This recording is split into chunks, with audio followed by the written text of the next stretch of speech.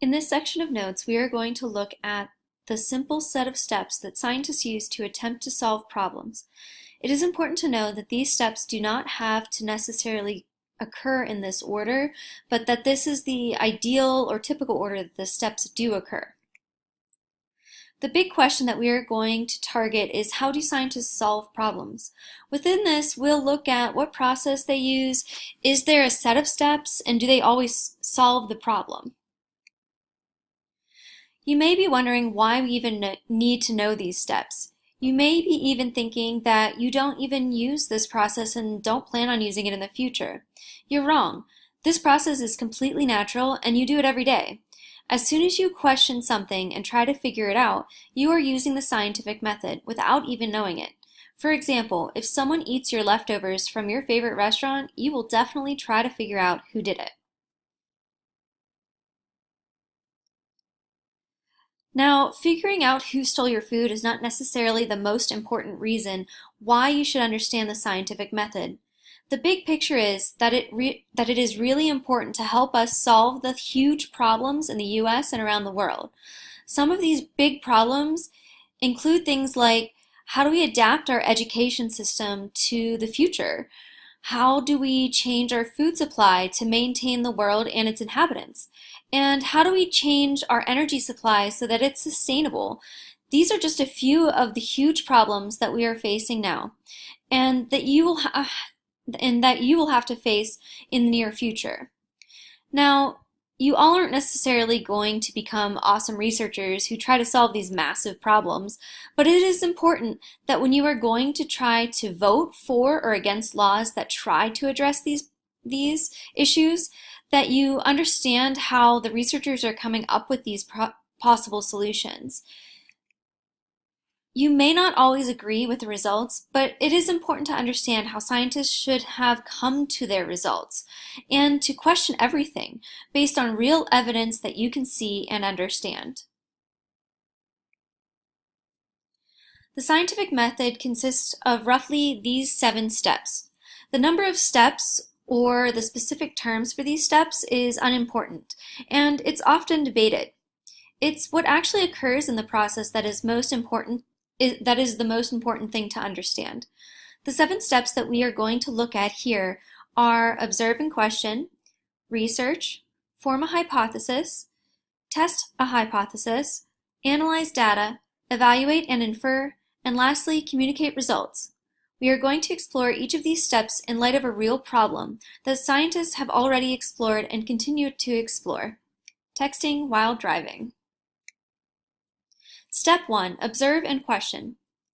After the development of cell phones, an increase in car accidents was seen across the US. This is the initial observation that sparked our study. Scientists began asking if cell phones were the cause of this increase. Step 2. Research. Before investing their time and money into exploring this question, the scientists looked to see if there was any research on the subject. They found a lot of research on things that typically cause accidents, such as alcohol, car malfunctions, and of course, distracted driving. This led them to develop their hypothesis. That's step 3, forming a hypothesis. A hypothesis is essentially a prediction of what you think might happen based on your current understanding and the current research base. It is typically written as an if-then statement, but it doesn't have to be.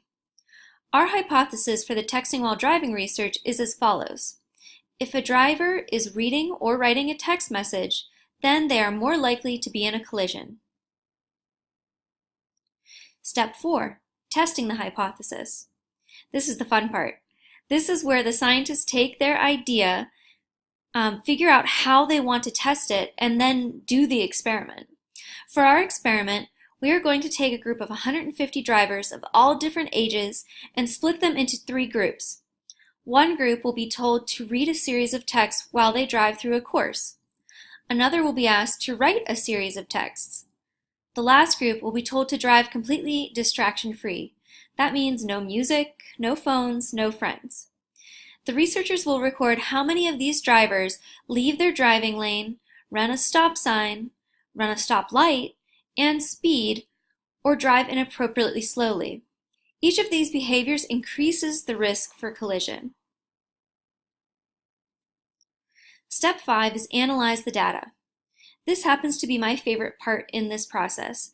This is where you get to look at the data and determine the trends. Usually, this is done using either tables or graphs to help represent the data. Hint, if you notice anything missing from this particular graph, make sure you take note of it and include it in your notes. It is in the notes, it is on the notes quiz at the end of this screencast. Step 6, evaluate and infer. This part of the research is one of the most important. This is where you decide if you were right or not, based on your data. I cannot emphasize this enough. Your inferences must be based on your own data. An inference is essentially a conclusion that is based on evidence. The evaluation portion of this step involves determining if your data is valid. That means, is it precise and is it realistic? For example, if we said that none of the drivers sped, that would be completely unrealistic because all drivers occasionally speed even if they are not technically distracted. The precision piece comes in particularly with things you measure.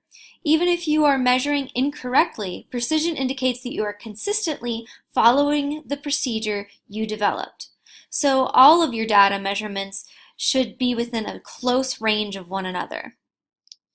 Sometimes when a scientist evaluates their data, they actually never get to form an inference because they determine that it is invalid. This typically leads a scientist to change either their procedure or their approach to the topic. If the data is valid, you can draw an inference and determine whether or not your hypothesis was correct. When a scientist communicates this portion of their research, it is imperative that they reference the evidence they have used to draw the inference. Without evidence, it is not science. In our experiment, the data seems very realistic. The more distracted the driver is, the more risks that occur. Based on this, we can say that our hypothesis is correct. The drivers who were either reading a text or writing a text while driving demonstrated more risky driving than those who were undistracted. The drivers who were specifically writing text were the most distracted and demonstrated the most risky driving. Step 7, communicate the results. This portion is the part that most scientists love, even if their hypothesis was wrong. Scientists love to communicate with one another and show what they have learned through their research.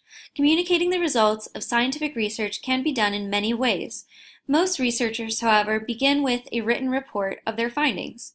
These are then published in scientific journals and reviewed by the specific scientific community.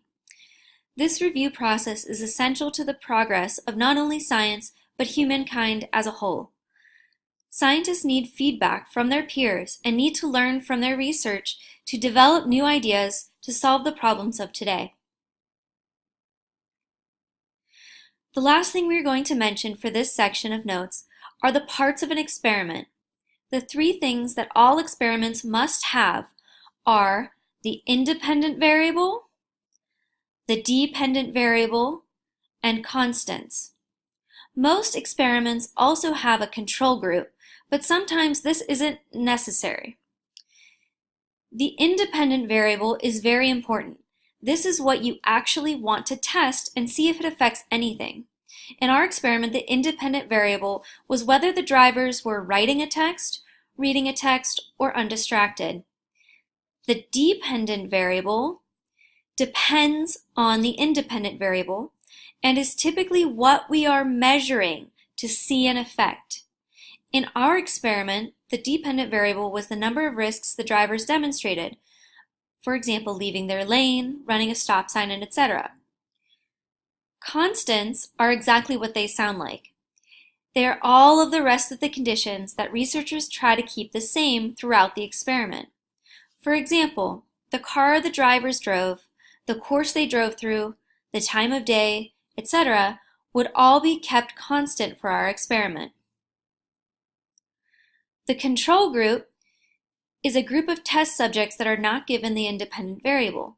They serve as our baseline to which we can compare the results of the other test subjects. In our experiment, the drivers who went through the course with no distractions were our control group. Now that you know how scientists do what they do, you can become the amazing genius scientist who changes the world. Or, figure out who ate your leftovers, whichever is important to you at the moment.